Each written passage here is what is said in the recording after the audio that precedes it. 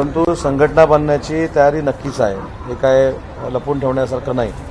माननीय एकनाथ शिंदे साहेबांनी मुख्य नेते म्हणून पुणे शहर, कोल्हापूर, त्याच्यानंतर रत्नागिरी, सिंधुदुर्ग आणि मावळ या लोकसभा मतदारसंघाचा संपर्क प्रमुख केल्यानंतर मी जिल्ह्याच्या स्तरावर नक्की बैठका घेतल्या, पण विधानसभा निहाय आज मी बैठका घेतलेल्या आहेत। आणि या बैठका घेतल्यानंतर शिवसेनेच्या पदाची भविष्यातली सिस्टीम काय असणार आहे, BLNचं प्रमाण किती पद्धतीनं असलं पाहिजे, महिला आघाडी असेल, युवा सेना असेल, बेसिक शिवसेना असेल, यांच्या पदाधिकाऱ्यांची रचना कशी असली पाहिजे, यासाठी आज मी प्रमुख 50-50, 60-60 लोकांनाच बोलवलेलं होतं।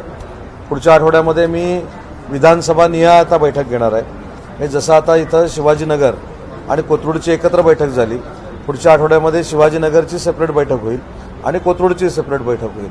अतिशय चांगल्या पद्धतीनं संघटनात्मक बांधणी पुण्यामध्ये होऊ शकते, यासाठी आम्ही सगळे प्रयत्नशील आहोत।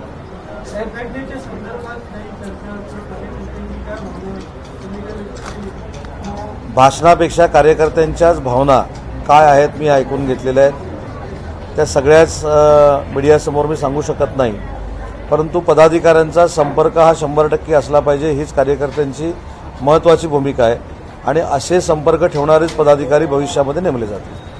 साहेब, सातारमध्ये जिल्हा परिषदेच्या निवडणुकीमध्ये जो राडा झाला होता, त्याच्यानंतर आज एकनाथ शिंदे साहेब साताऱ्यात सभा घेत आहेत, तुम्ही देखील जाणार आहे। मात्र त्या अगोदर तुमचेच आमदार महेश शिंदे यांची प्रतिक्रिया आलेली आहे की पत्रकारांनी प्रश्न विचारला की शिवसैनिक नाराज आहेत या प्रकारावर, तर ते म्हणतात साताऱ्यात शिवसैनिक आहेतच, कुठं नाराज आहेत। त्यांचं असं पण देण्यात त्याला जोडून की याआधी अनेकदा डावललं गेलं, कुठल्याही सभेला कुठल्याही बैठकीला मला आमदार म्हणून आमंत्रण नव्हतं, असं काही झालंय का साताऱ्यात? मला वाटत नाही असं काही झालं असेल, कारण तिथे देखील आमचे सिनियर मंत्री शंभूराज देसाई जिल्ह्याचे पालकमंत्री आहेत, शरद कणसे म्हणून एक अनुभवी संपर्क प्रमुख तिथे आहेत, त्याच्यामुळे कोणाला डावलून तिथं राजकारण केलं जाईल आणि ते पक्षातल्याच व्यक्तीला डावलून केलं जाईल याच्यावर माझा अजिबात विश्वास नाही। परंतु आमदार महेश शिंदे जरी असं बोलले असले तरी त्याच्यावर मी काही प्रतिक्रिया देणार नाही, कारण शिवसेना तिथं जिल्हा परिषदेमध्ये किती आहे हे शंभूराज देसाईंच्या नेतृत्वाखाली शिवसेनेनं सिद्ध केलेलं आहे। त्याच्यामुळे शिवसेना नाहीच आहे असं सांगणं कितपत योग्य आहे हे तुम्हाला देखील माहिती आहे आणि मला देखील माहिती आहे, त्याच्यामुळे त्यांच्या स्टेटमेंटवर मला काही स्टेटमेंट करायची नाही।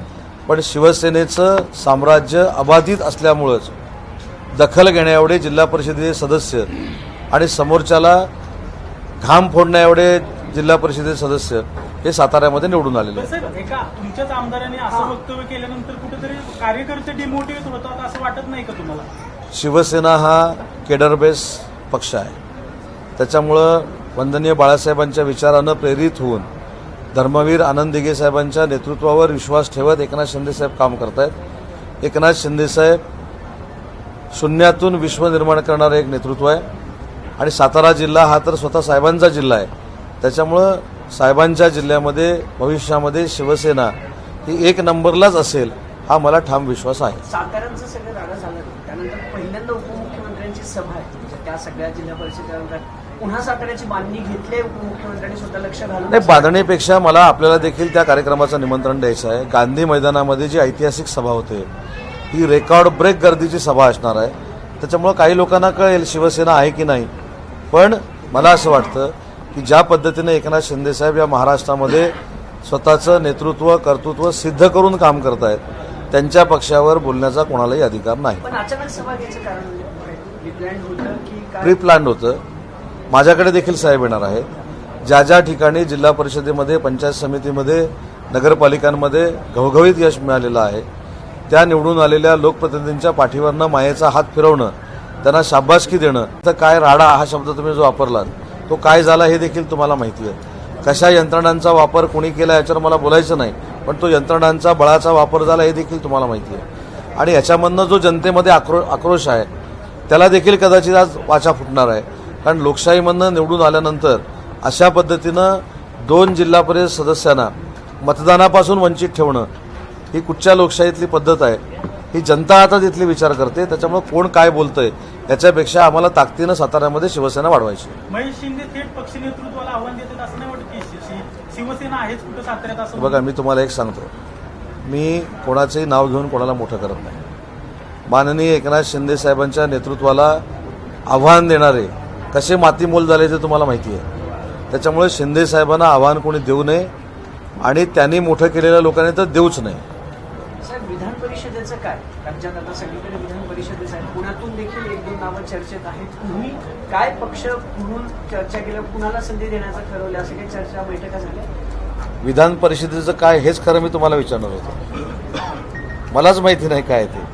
आणि आमच्या पक्षातली सिस्टीम तुम्हाला माहिती आहे की साहेब त्याच्यावर निर्णय घेतील, साहेब योग्य तो निर्णय घेतील आणि महाराष्ट्राच्या जनसामान्य मतदारांच्या मनात असलेला निर्णय घेतील. पण काय निर्णय असेल? कारण किती जागा तुम्ही त्याचा तरी काही निर्णय हाच असेल की ज्या जागा आमच्या वाट्याला येतील त्या आम्ही जिंकू आणि जिंकल्यानंतर सुद्धा एखादी जागा जर आम्हाला लढता आली तर आम्ही लढू आणि विरोधकांचा पराभव करू. मुंबई महानगरपालिकेमध्ये तुम्ही सध्यामध्ये आहात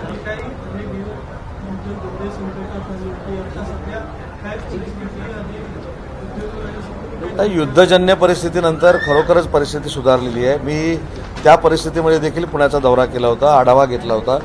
त्याच्यामुळे PNG गॅसच्या ज्या लाईन फिरवायच्या होत्या त्या बहुसंख्य ठिकाणी फिरवून झालेल्या आहेत. त्याच्यामुळे भविष्यात असं दुर्दैवानं जर संकट आलं तर त्याच्यावर मात करण्याची ताकद पुणेकरांमध्ये असली पाहिजे, आमच्या डिपार्टमेंटमध्ये असली पाहिजे. म्हणून आम्ही लॉंग टर्म विचार करून करतो. मुंबई महानगरपालिकेमध्ये तुम्ही मित्र पक्षांसोबत सत्तेत आहात, तर तिथल्या नगरसेवकांना निधी वाटपाबाबत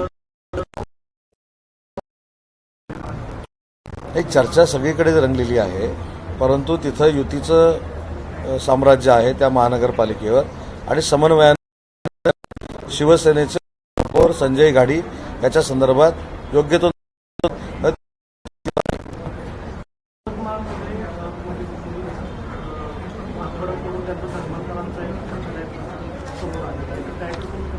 यवतमाळमध्ये मुलींचं धर्मांतर करण्याचा प्रकार जर घडला असेल तर त्याच्यावर पोलिसांनी कठोर कारवाई केली पाहिजे आणि त्याची पुनरावृत्ती महाराष्ट्रामध्ये होणार नाही याची दक्षता महाराष्ट्र पोलिसने घेतली पाहिजे. सर, गेल्या 8 दिवसावर डेटा काढला ना, TCS कंपनी असेल नाशिकची, त्यानंतर अमरावती जिल्ह्यात झालेला तो प्रकार असेल किंवा आता हा प्रकार असेल, गेल्या सातत्यानं मुलीने टार्गेट केले जाते. त्या अमरावती प्रकरणात 150 व्हिडिओ आहेत, 350 मुलींसोबत बलात्कार, 150 मुलींसोबत बलात्कार केला, 350 व्हिडिओ बनवले.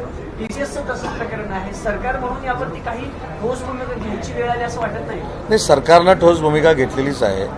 या दोन्ही घटना ज्या आहेत त्या अतिशय दुर्दैवी आहेत आणि म्हणून मी मगाशी असं म्हटलं की याची पुनरावृत्ती होऊ नये एवढी कडक कारवाई प्रशासनानं केली पाहिजे.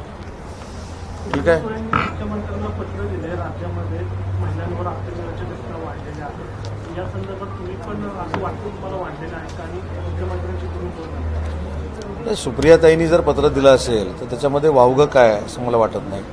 आणि जर अत्याचार होत असतील, घटना घडत असतील तर बंद केल्या पाहिजेत ही देखील शासन म्हणून आमची जबाबदारी आहे. त्याच्यामुळे त्यांनी पत्र दिलंय म्हणून मनाला लावून घेण्यासारखं काही नाही.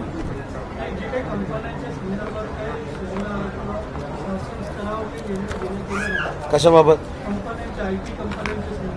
नाही, IT कंपन्यांच्या संदर्भामध्ये मी मगाशी तेच सांगितलं की प्रशासनानं, विशेषतः पोलीस प्रशासनानं ज्या ज्या ठिकाणी ह्या IT कंपन्या आहेत तिथं अशा पद्धतीचे प्रकार घडणार नाहीत त्याच्या प्रिकॉशन्स घेतल्या पाहिजेत.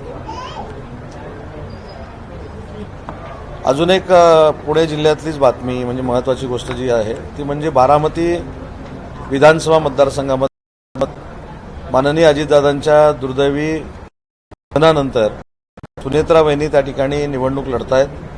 ही निवडणूक लढत असताना त्यांनी फॉर्म भरला त्यावेळी शिवसेनेचे मुख्य नेते माननीय एकनाथ शिंदेसाहेब त्यांना सहकार्य करण्यासाठी त्या ठिकाणी उपस्थित होते. त्यांनी त्यांची भूमिका स्पष्ट केलेली आहे आणि उद्यापासून पुण्यातले शिवसेनेचे सगळे पदाधिकारी उद्याचा दिवस, परवाचा दिवस, 2 दिवस बारामतीमध्ये ठाण मांडून बसणार आहेत. एकनाथ शिंदेसाहेबांचे तसे निर्देश आहेत. मी देखील उद्या बारामतीच्या दौऱ्यावर आहे. मुख्यमंत्री महोदय देखील बारामतीत असणार आहेत.